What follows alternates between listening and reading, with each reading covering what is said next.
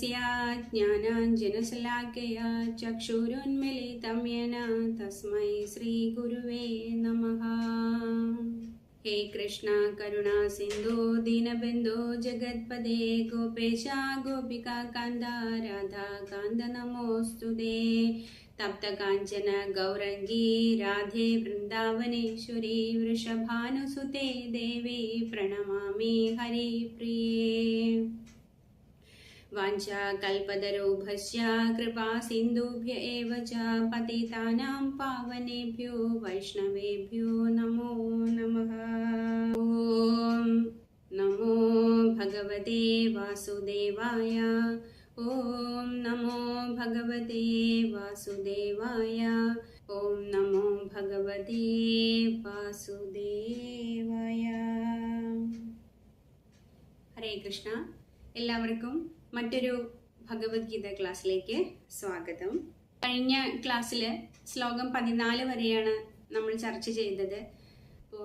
ദുര്യോധനൻ ഭീഷ്മ പിതാമഹനെ സമീപിച്ച് തൻ്റെ സൈന്യത്തിൻ്റെ ബലത്തെക്കുറിച്ചും തൻ്റെ സൈന്യത്തെ നയിക്കാൻ പറ്റിയ പടനായകന്മാരെ കുറിച്ചൊക്കെ ഭീഷ്മദേവനോടും ദ്രോണാചാര്യരോടും ഒക്കെ സംസാരിക്കുന്നതിനിടയിൽ ദുര്യോധനനെ ചെറുതായി ഭയം പിടികൂടിയിട്ടുണ്ട് എന്ന് മനസ്സിലാക്കിയ ഭീഷ്മദേവൻ തൻ്റെ ശംഖമെടുത്ത് സിംഹനാദം പോലെയുള്ള ശബ്ദമുണ്ടാക്കിക്കൊണ്ട് ശംഖം ഊതുന്നത് വരെയാണ് നാം ചർച്ച ചെയ്തത്. അപ്പോൾ ഭീഷ്മദേവൻ ശംഖം ഊതുന്നതിനോട് തുടർന്ന് കൃഷ്ണാർജുനന്മാരും തങ്ങളുടെ ശംഖങ്ങൾ എടുത്ത് ഊതുന്നതിനെ കുറിച്ച് വരെയാണ് നാം ചർച്ച ചെയ്തത്. അപ്പോൾ ആ കൃഷ്ണാർജുനന്മാർ യുദ്ധക്കളത്തിൽ നിൽക്കുന്നത് അഗ്നിദേവൻ സമ്മാനിച്ച രഥത്തിലാണ്. ആ രഥത്തിന്റെ പേരാണ് നന്ദി ഘോഷ്. അപ്പോൾ ആ രഥത്തില് ഹനുമാൻ കൊടിയടയാളമായിട്ട് നിൽക്കുന്നുണ്ട്. അതുകൊണ്ട് കപിധ്വജൻ എന്നാണ് ആ രഥത്തിലെ കൊടി അറിയപ്പെടുന്നത്. അപ്പോൾ ഹനുമാൻ കൂടി അവിടെ ഉള്ളത് കൊണ്ട് വിജയം പാണ്ഡവരുടെ പക്ഷത്താണ് എന്ന് സുനിശ്ചിതമാണ്. കൂടാതെ ഭഗവാൻ പാണ്ഡവരുടെ പക്ഷത്ത് നിൽക്കുന്നത് കൊണ്ട് ഐശ്വര്യദേവതയും അവരോടൊപ്പമുണ്ട്. ഐശ്വര്യദേവതയും ഭഗവാനും ഉള്ള സ്ഥലത്ത് വിജയം സുനിശ്ചിതമാണ്. മാത്രമല്ല ധർമ്മം എവിടെയാണോ അവിടെയാണ് ഭഗവാൻ നിലയുറപ്പിക്കുന്നത്. അങ്ങനെ അഗ്നിദേവൻ സമ്മാനിച്ച നന്ദിഘോഷ് എന്ന് പറയുന്ന രഥത്തിലാണ് കൃഷ്ണാർജുനന്മാർ യുദ്ധം ചെയ്യുവാനായി കുരുക്ഷേത്ര യുദ്ധഭൂമിയിൽ വന്നെത്തിയിട്ടുള്ളത്. അപ്പോൾ ഈ രഥം അഗ്നിദേവൻ അർജുനനെ സമ്മാനിക്കുന്നതിന് പിന്നില് ഒരു പ്രശസ്തമായിട്ടുള്ള ഒരു ലീലയുണ്ട്. ഒരിക്കൽ അഗ്നിദേവന് വളരെയധികം വിശപ്പ് അനുഭവപ്പെട്ടു. അപ്പോൾ ആ സമയത്ത് കൃഷ്ണാർജുനന്മാർ ഖാണ്ഡീവ വനത്തിലൂടെ സഞ്ചരിച്ചുകൊണ്ടിരിക്കുകയായിരുന്നു. അപ്പോൾ അഗ്നിദേവൻ ഖാണ്ഡീവ വനം ഒന്നാകെ വിഴുങ്ങി തന്റെ വിശപ്പ് അകറ്റാൻ സഹായിക്കണമെന്ന് കൃഷ്ണാർജുനന്മാരോട് അപേക്ഷിക്കുകയാണ്. അപ്പോൾ അഗ്നി എങ്ങനെയാണ് വിശപ്പ് മാറ്റുക? തീ കൊണ്ട് കാട്ടുതീ വന്ന് അങ്ങനെയാണ് അഗ്നിയുടെ വിശപ്പ് ശമിക്കുന്നത്. അപ്പോൾ ആ സമയത്ത് ഈ സർപ്പരാജാവായിട്ടുള്ള തക്ഷകൻ ജീവിക്കുന്നത് ആ ഒരു ഖാണ്ഡീവ വനത്തിലായിരുന്നു. അപ്പോൾ തക്ഷകനാണെങ്കിൽ ഇന്ദ്രദേവന്റെ സുഹൃത്തും കൂടിയാണ്. അപ്പോൾ തക്ഷകന് ഉപദ്രവം ഉണ്ടാക്കുന്ന എന്തെങ്കിലും അവിടെ സംഭവിക്കുമ്പോൾ ഉടനെ ഇന്ദ്രദേവൻ തക്ഷകന്റെ രക്ഷയ്ക്കെത്തും. അപ്പോൾ അങ്ങനെ അഗ്നിദേവന്റെ വിശപ്പ് ശമിപ്പിക്കാൻ വേണ്ടി ഖാണ്ഡീവ വനം ഒന്നാകെ അഗ്നി വിഴുങ്ങുന്ന സമയത്ത് ഈ ഇന്ദ്രൻ വന്നെത്തിയിട്ട് വളരെ ശക്തിയായിട്ടുള്ള മഴ പെയ്യ്ക്കും. അപ്പോൾ ഈ അഗ്നിദേവന്റെ വിശപ്പിന് ഒരു മറുപക്ഷം കൂടി പറയുന്നുണ്ട്. അതായത് യാഗങ്ങളും യജ്ഞങ്ങളും ഒക്കെ നടക്കുന്ന സമയത്ത് നാം ഒരുപാട് നെയ്യ് അഗ്നിയിലേക്ക് ഹോമിക്കാറുണ്ട് അല്ലെ.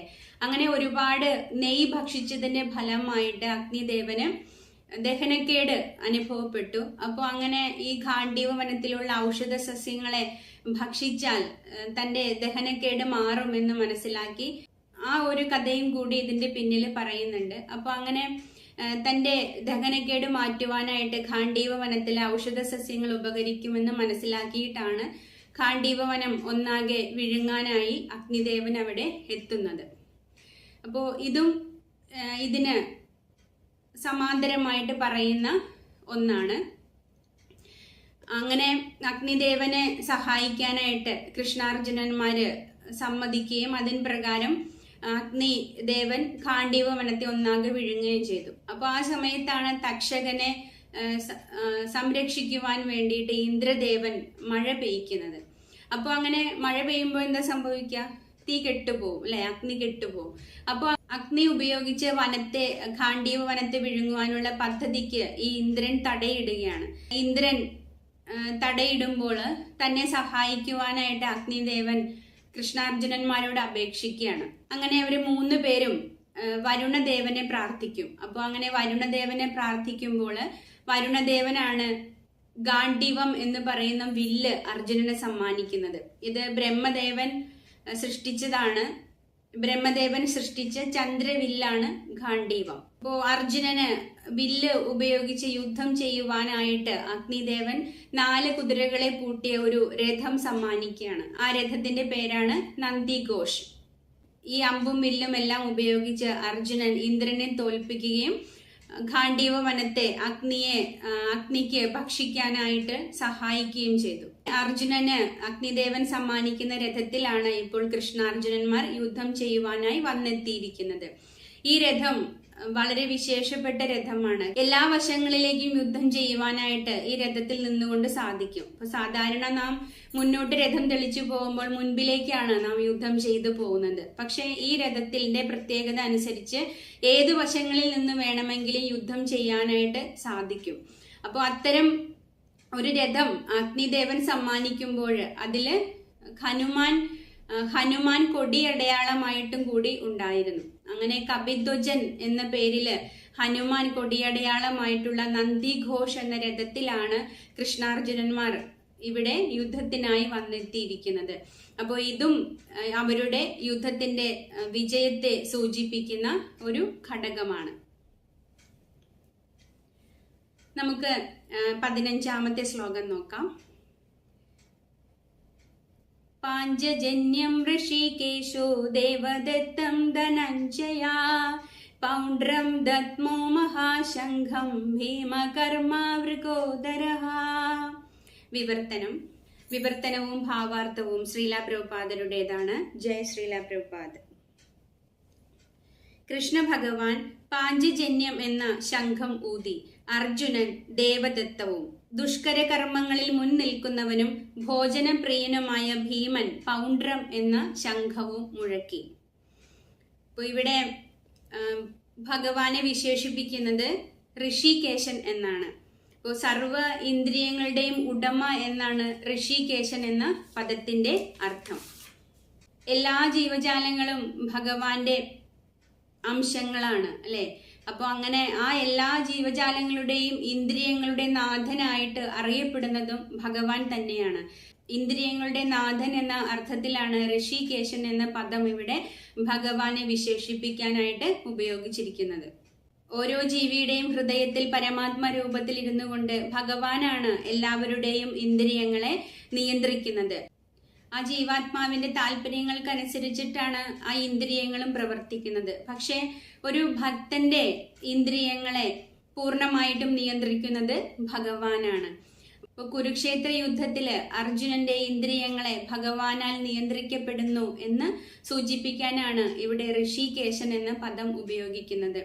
ഈ ഭഗവത്ഗീതയില് പല നാമങ്ങളില് ഭഗവാനെ വിശേഷിപ്പിക്കുന്നത് നമുക്ക് കാണാനായിട്ട് സാധിക്കും. അപ്പോ ഭഗവാന് അസംഖ്യം നാമങ്ങളുണ്ട്. ആ അസംഖ്യം നാമങ്ങൾക്കും അതിൻ്റെതായ അർത്ഥങ്ങളും ആചാര്യന്മാര് കൽപ്പിച്ചു തന്നിട്ടുണ്ട്. ഭഗവാന്റെ വിവിധങ്ങളായിട്ടുള്ള നാമങ്ങളിൽ ഒന്നാണ് മധുസൂദനൻ.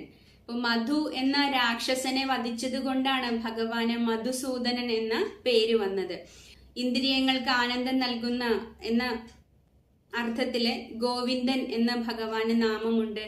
അതുപോലെ വസുദേവരുടെ പുത്രനായതുകൊണ്ട് വാസുദേവൻ എന്ന് ഭഗവാനെ വിശേഷിപ്പിക്കാറുണ്ട്.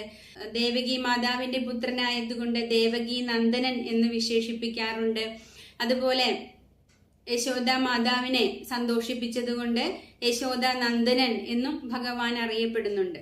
ഇവിടെ കുരുക്ഷേത്ര യുദ്ധഭൂമിയില് അർജുനന്റെ തേരാളിയായി ഭഗവാൻ വന്നു നിൽക്കുന്നു. അങ്ങനെ ഭഗവാന് പാർത്ഥസാരഥി എന്ന നാമവും കൈവന്നു. ഈ കുരുക്ഷേത്ര യുദ്ധഭൂമിയിൽ അർജുനന്റെ ഇന്ദ്രിയങ്ങളെ നിയന്ത്രിക്കുകയും അർജുനന് ദിവ്യമായിട്ടുള്ള നിർദ്ദേശങ്ങൾ നൽകുകയും ചെയ്തതുകൊണ്ട് ഋഷികേശൻ എന്ന പദമാണ് ഇവിടെ ഭഗവാനെ വിശേഷിപ്പിക്കാനായി ഉപയോഗിച്ചിരിക്കുന്നത്. ഭഗവാന്റെ ശംഖിന്റെ പേരാണ് പാഞ്ചജന്യം. പാഞ്ചജന്യം ഋഷികേശോ. അപ്പോൾ ഭഗവാൻ ഉപയോഗിക്കുന്ന ഓരോ വസ്തുക്കൾക്കും ഓരോ നാമങ്ങളുണ്ട്. ആ വസ്തുക്കളുടെ എല്ലാം പിന്നില് ഓരോ ലീലകളും ഉണ്ട്. ഭഗവാന്റെ ശംഖിന്റെ പേരാണ് പാഞ്ചജന്യം എന്ന് നമ്മൾ പറഞ്ഞു. അതുപോലെ ഭഗവാൻ ധരിക്കുന്ന മാലയുടെ പേരാണ് വൈജയന്തി. ഭഗവാന്റെ മാറിലെ മറുകാണ് ശ്രീവത്സം. ഭഗവാന്റെ വില്ല് സാരംഗ എന്ന പേരിൽ അറിയപ്പെടുന്നു. അതുപോലെ ഭഗവാന്റെ ഗദ കൗമോദകി എന്ന പേരിലും അറിയപ്പെടുന്നു.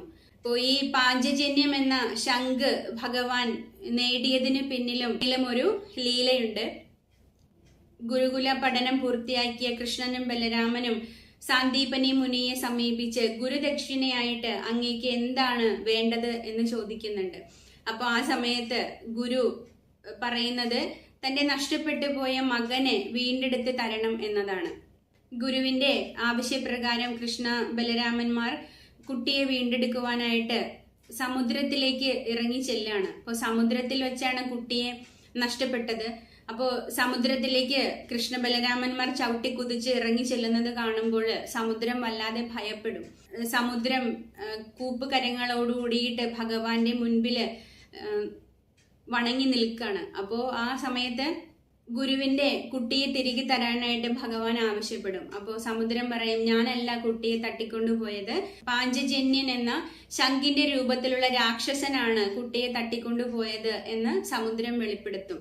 അപ്പോ സമുദ്രത്തിന്റെ അടിത്തട്ടിലാണ് അവൻ വസിക്കുന്നത് എന്ന് സമുദ്രം ഭഗവാനോട് പറയാണ്.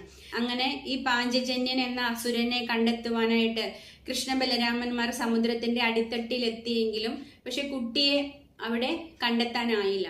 അങ്ങനെ ആ രാക്ഷസനെ ഭഗവാൻ വധിച്ച് ആ പാഞ്ചജന്യം എന്ന ശംഖും എടുത്തുകൊണ്ട് അവിടെ നിന്ന് പുറപ്പെട്ടു വരികയാണ്. അപ്പോൾ യമലോകത്താണ് കുട്ടി ഉള്ളത് എന്ന് മനസ്സിലാക്കിയിട്ട് യമലോകത്തേക്ക് ഭഗവാനും ബലരാമനും കൂടിയിട്ട് ചെല്ലാണ്.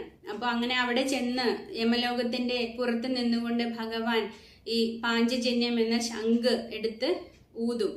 അപ്പോൾ ആ സൗണ്ട് കേൾക്കുമ്പോൾ എല്ലാവരും ഭയന്നു വിറയ്ക്കും. അങ്ങനെ യമരാജാവ് ഉടനെ തന്നെ സാന്ദീപനി മുനിയുടെ പുത്രനെ ഭഗവാന് കൈമാറും. അങ്ങനെ ഗുരുവിന്റെ അടുത്തെത്തിയിട്ട് ഗുരുദക്ഷിണയായിട്ട് ആവശ്യപ്പെട്ട തന്റെ മകനെ ഗുരുവിന് തിരികെ നൽകാണ് കൃഷ്ണ ബലരാമന്മാർ. അങ്ങനെയാണ് ഭഗവാന് പാഞ്ചജന്യം എന്ന ശംഖ് ലഭിക്കുന്നത്. ഇവിടെ അർജുനനെ വിശേഷിപ്പിക്കുന്നത് ധനഞ്ജയൻ എന്നാണ്. ധനഞ്ജയൻ എന്ന പദം അർജുനന് വരാൻ കാരണം യുധിഷ്ഠിര മഹാരാജാവിന് വിവിധങ്ങളായിട്ടുള്ള യജ്ഞങ്ങൾ നടത്തുവാനുള്ള ധനം സമാഹരിച്ച് നൽകിയത് അർജുനനാണ്. അതുകൊണ്ടാണ് അർജുനന് ധനഞ്ജയൻ എന്ന പേര് കൈവന്നത്. അപ്പോൾ വീരശാലികളായിട്ടുള്ള ആളുകൾക്ക് മാത്രം ചെയ്യുവാൻ സാധിക്കുന്ന ഹിഡിംബ വധം പോലെയുള്ള മഹത്തരമായിട്ടുള്ള കൃത്യങ്ങൾ നിർവഹിച്ചത് കൊണ്ടാണ് ഇവിടെ ഭീമനെ കുറിച്ചിട്ട് എടുത്തു പറയുന്നത്. വൃഗോദരൻ എന്ന പേരിലാണ് ഭീമനെ വിശേഷിപ്പിക്കുന്നത്. വൃഗോദരൻ എന്നാൽ വൃക എന്ന അഗ്നി ഉദരത്തിൽ പേറുന്നവൻ എന്നാണ് പേരിന്റെ അർത്ഥം. അപ്പോൾ ഈ വൃക എന്ന അഗ്നി ഭീമന്റെ ഉള്ളിൽ ഉള്ളത് കൊണ്ടാണ് ഭീമന് അതികഠിനമായിട്ടുള്ള വിശപ്പ് സദാസമയവും അനുഭവപ്പെടുന്നത്. അപ്പോൾ അങ്ങനെ ഭീമൻ മുഴക്കുന്ന ശംഖിന്റെ പേരാണ് പൗണ്ഡ്രം. അപ്പോൾ ഇത്തരത്തില് ശ്രീകൃഷ്ണ ഭഗവാൻ മുതൽ മഹത്തരങ്ങളായിട്ടുള്ള വ്യക്തികൾ മുഴക്കിയ ശംഖിനെ കുറിച്ചിട്ടുള്ള വർണ്ണനകളാണ് ഇനിയുള്ള ശ്ലോകങ്ങളില് വിവരിക്കുന്നത്. ശംഖവിളികളൊക്കെ കേൾക്കുമ്പോൾ മറുപക്ഷത്ത് നിൽക്കുന്ന ആളുകൾക്ക് വളരെയധികം ആദിയും ഉത്കണ്ഠകളും ഒക്കെ തോന്നുന്നുണ്ട്. ശ്രീകൃഷ്ണ ഭഗവാൻ മുതൽ സമോന്നതരായിട്ടുള്ള വ്യക്തികൾ മുഴക്കിയ ശംഖനാദങ്ങളെല്ലാം പാണ്ഡവ പക്ഷത്ത് നിൽക്കുന്ന ആളുകൾക്ക് വളരെയധികം ഊർജവും സന്തോഷവും പ്രദാനം ചെയ്യുന്നുണ്ട്.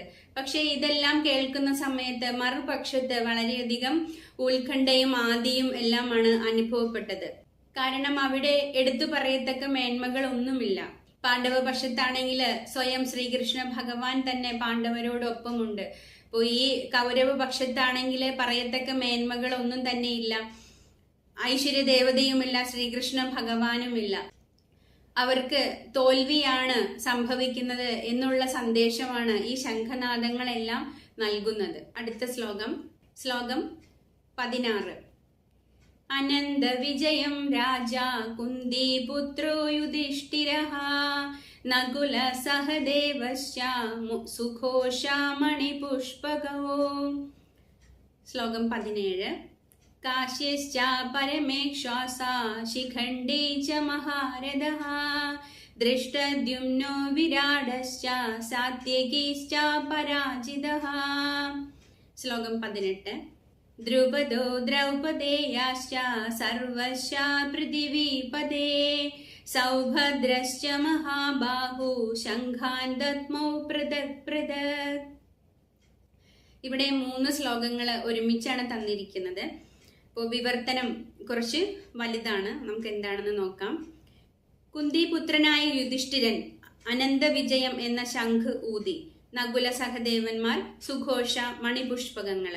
വില്ലാളി വീരനായ കാശി രാജാവും മഹാരഥനായ ശിഖണ്ഡിയും ദൃഷ്ടദ്യുമ്നൻ, വിരാടൻ, തോൽവി പിണയാത്ത സാത്യകി, ദ്രുപദൻ, ദ്രൗപദി പുത്രന്മാർ, മഹാബാഹുവായ സുഭദ്രാപുത്രൻ എന്നിവരും ശംഖനാദം മുഴക്കി.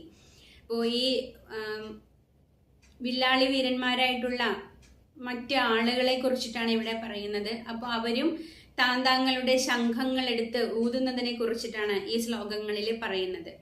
ഇപ്പോൾ പാണ്ഡുപുത്രന്മാരെ വഞ്ചിച്ച് തൻ്റെ മക്കളെ രാജസിംഹാസനത്തിൽ വാഴിക്കാനുള്ള ഈ ദുരുദ്ദേശമായിട്ടുള്ള ശ്രമം നല്ലതിനല്ല എന്ന് സഞ്ജയൻ പരോക്ഷമായിട്ട് ധൃതരാഷ്ട്രരെ അറിയിക്കുകയാണ് ഈ ശ്ലോകങ്ങളിലൂടെ ചെയ്യുന്നത്. ഈ മഹായുദ്ധത്തില് കുരുവംശം പാടെ എന്നതിനുള്ള സൂചനകള് എല്ലാ വശത്തു നിന്നും ലഭിക്കുന്നുണ്ട്. മുതുമുത്തച്ഛനായിട്ടുള്ള ഭീഷ്മ പിതാമഹനെ പോലെയുള്ള ആളുകളും പൗത്രന്മാരായ അഭിമന്യുവിനെ പോലെയുള്ള ആളുകളും ഒരുപോലെ നിരന്നു നിൽക്കുന്ന യുദ്ധരംഗമാണ് ഈ കുരുക്ഷേത്ര യുദ്ധരംഗം. അപ്പോൾ അവിടെ എത്തിയിരിക്കുന്ന എല്ലാവരും തന്നെ നിർഭാഗ്യവശാൽ മരണത്തിന് കീഴടങ്ങേണ്ട ആളുകളാണ്. തന്റെ പുത്രന്മാരുടെ ദുർനയങ്ങൾക്ക് പ്രോത്സാഹനം നൽകിയ ധൃതരാഷ്ട്രരാണ് ഈ യുദ്ധത്തിന്റെ എല്ലാം ഉത്തരവാദി എന്ന് പറയാതെ പറയുകയാണ് സഞ്ജയൻ ഈ ശ്ലോകത്തിലൂടെ ചെയ്യുന്നത്. ശ്ലോകം 19. സഘോഷോദാർത്രരാഷ്ട്രാണാം ഹൃദയാനി വ്യധാരയത് നഭശ്ച പൃഥിവീം ചൈവ തുമുലോ അഭ്യനുനാദയൻ. വിവർത്തനം. വിവിധ ശംഖങ്ങളിൽ നിന്നുയർന്ന ഈ നാദഘോഷം ഭൂമിയിലും അന്തരീക്ഷത്തിലും മാറ്റൊലി കൊണ്ടു ധൃതരാഷ്ട്രപുത്രന്മാരുടെ ഹൃദയം പിളർക്കുകയായി. ദുര്യോധനന്റെ പക്ഷത്തുള്ള ആളുകള് ശംഖങ്ങൾ ഊതുന്ന സമയത്ത് പാണ്ഡവരുടെ ഹൃദയം പിളർന്നതായിട്ട് എവിടെയും പറയുന്നില്ല. മറിച്ച് പാണ്ഡവ പക്ഷത്തുള്ള ആളുകള് ശംഖങ്ങൾ, വിവിധങ്ങളായിട്ടുള്ള ശംഖങ്ങൾ ഊതുമ്പോൾ അത് ധൃതരാഷ്ട്രപുത്രന്മാരുടെ ഹൃദയം പിളർക്കുന്നു എന്നാണ് ഈ ശ്ലോകത്തിൽ പറയുന്നത്. ശ്രീകൃഷ്ണ ഭഗവാനിലെ പാണ്ഡവർക്കുള്ള വിശ്വാസത്തെയാണ് കാണിക്കുന്നത്. ഏതൊരു മഹാവിപത്തിന്റെ നടുവിലും പരമദിവ്യോത്തമ പുരുഷനിൽ അഭയം നേടിയവർക്ക് പേടിക്കാനില്ല എന്ന സത്യം ഇവിടെ തുറന്നു കാണിക്കുകയാണ് ഈ ഒരു ശ്ലോകത്തിലൂടെ.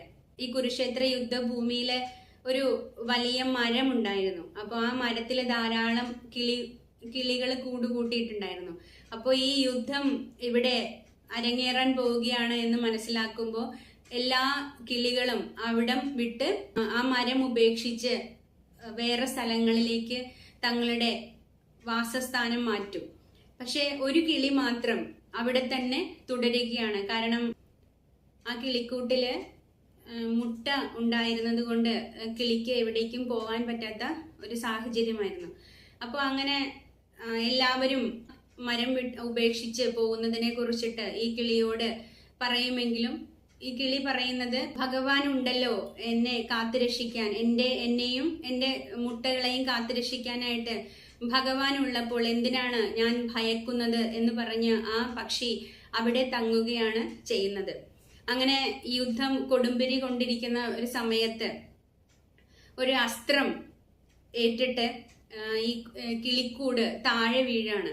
അപ്പൊ അങ്ങനെ കിളിക്കൂട് താഴെ വീഴുന്ന സമയത്ത് അർജുനൻ അയക്കുന്ന ഒരു അമ്പ് ലക്ഷ്യം തെറ്റിയിട്ട് ആനയുടെ കഴുത്തിലുള്ള വലിയൊരു മണിയെ ഭേദിച്ച് ആ മണി ആ കിളിക്കൂടിന്റെ മുകളിലായിട്ട് വന്നു വീഴാണ്. അങ്ങനെ ആ കിളിയുടെ കൂടിനെയും ആ മുട്ടകളെയും ആ ആനയുടെ മണി സംരക്ഷിച്ചു. അപ്പോൾ ഇതാണ് വിശ്വാസം എന്ന് പറയുന്നത്. കാരണം അർജുനന്റെ അമ്പിന് ഒരിക്കലും ലക്ഷ്യം തെറ്റാറില്ല. പക്ഷെ ആ കിളിയുടെ വിശ്വാസത്തെ സംരക്ഷിക്കുവാൻ വേണ്ടി അർജുനന്റെ അമ്പ് ലക്ഷ്യം തെറ്റിയിട്ട് ആനയുടെ കഴുത്തിലെ മണിയെ ഭേദിക്കുകയും ആ മണി ആ മുട്ടകളെ സംരക്ഷിക്കാനുള്ള ഒരു കവചമായിട്ട് തീരുകയും ചെയ്തു. അപ്പോൾ ഇതാണ് ഭഗവാനിലുള്ള അടിയുറച്ച വിശ്വാസം എന്ന് പറയുന്നത്. അപ്പോൾ ഈ വിശ്വാസം ഉള്ളത് കൊണ്ടാണ് പാണ്ഡവ പക്ഷത്തുള്ള എല്ലാവർക്കും സമാധാനവും സന്തോഷവുമായിട്ട് യുദ്ധഭൂമിയിലാണെങ്കിലും നിലനിൽക്കാൻ സാധിക്കുന്നത്. അപ്പോൾ ഇനിയുള്ള ശ്ലോകങ്ങളിൽ വിവരിക്കുന്നത് ഈ യുദ്ധരംഗത്തെ വീക്ഷിക്കുവാനായി അർജുനൻ ഭഗവാനോട് തന്റെ രഥത്തെ സൈന്യങ്ങൾക്ക് നടുവിലായിട്ട് കൊണ്ടു നിർത്തുന്നതിനെ പറ്റി പറയുന്നതായിട്ടാണ്. ആ ശ്ലോകങ്ങളെ കുറിച്ച് നമുക്ക് അടുത്ത ആഴ്ച ചർച്ച ചെയ്യാം. ഇനി മറ്റൊരു ഭഗവത്ഗീത ക്ലാസ്സിൽ നമുക്ക് വീണ്ടും കണ്ടുമുട്ടാം. ഹരേ കൃഷ്ണ.